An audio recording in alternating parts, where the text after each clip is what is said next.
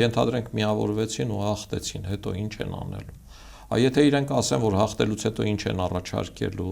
ու դա շատ ավելի լավն է, քան այս իշխանությունն է առաջարկում, կարող է ես էլ միանամ։ Բայց իրենք ինչ են ասում հաղթելուց, ասում են մեր ձևով ենք անելու։ Ասում են Ռուսաստանի հետ հարաբերություններն էլ ավելի խորացնել, որ Ռուսաստանի։ Այդ Ռուսաստանի շահերը ինչքանով է մեր շահերի հետ համընկնում։ Այդ Ռուսաստանը ինչ է ուզում անել այստեղ։ Այդ Ռուսաստանը գույք պարտքի դիմաց որ վերցրել էր, որևէ լումայի ներդրում արել է այստեղ։ Այդ Ռուսաստանը Հայաստանը վերածել որոշակի առևտրաշրջանառության էլեմենտի,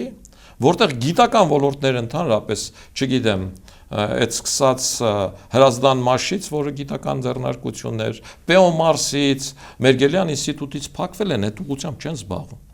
Արևմուտքը հակառակը, ասում է ձեր մոտ գիտությունը զարգացնենք ԱՄՆ-ը։ Ռուսաստանի կրթական օջախներն են լավը,